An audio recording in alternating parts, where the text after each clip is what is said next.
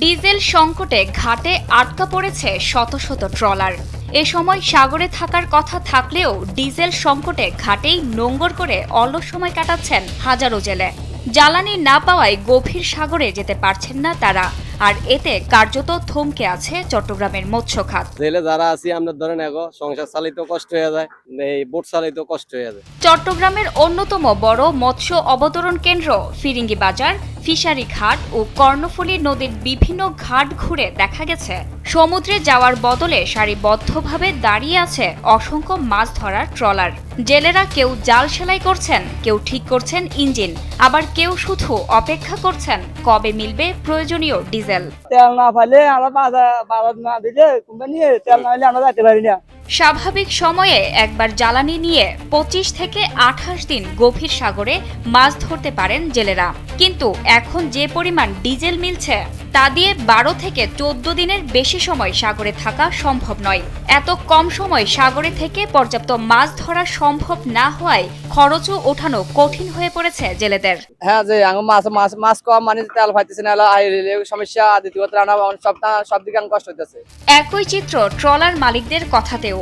তাদের অভিযোগ, চাহিদা অনুযায়ী জ্বালানি দিচ্ছে না ফিলিং স্টেশন ও ডিলাররা। রেশনিং পদ্ধতিতে দেওয়া হচ্ছে সীমিত পরিমাণের তেল। ডিজেল সংকটের কারণে ইতিমধ্যে মাছ আহরণ 70 থেকে 80% পর্যন্ত কমে গেছে বলে জানিয়েছেন সংশ্লিষ্টরা। ফলে শুধু জেলেরা নয়, চাপে পড়েছে আড়ত, বরফ কল, পরিবহন ও মাছের বাজারও। সরবরাহ কমে যাওয়ায় বাজারেও দেখা দিয়েছে অস্থিরতা। এখন আমি মনে করেন গাঙ্গে যাইলে মাছ হয় না, তেলের বাজার উঠে আনতে পারি না, মাছ তেলের দাম হলে বাড়তি, যে তেলের জন্য তো আমরা গাঙ্গে যাইতে পারি না, মানে বোট ঘাটে বোটে থাকে।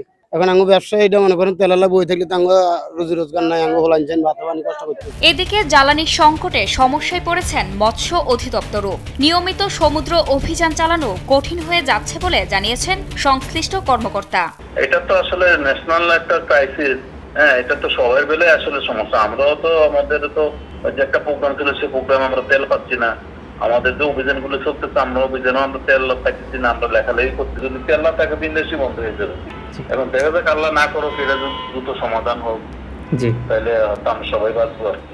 এই সংকট দীর্ঘস্থায়ী হলে শুধু মাছ আহরণই নয়, পুরো মৎস্য নির্ভর অর্থনীতি বড় ধরনের ক্ষতির মুখে পড়বে। তাই দ্রুত জ্বালানি সরবরাহ স্বাভাবিক না হলে বিপর্যয় আরও গভীর হতে পারে বলে আশঙ্কা রয়েছে।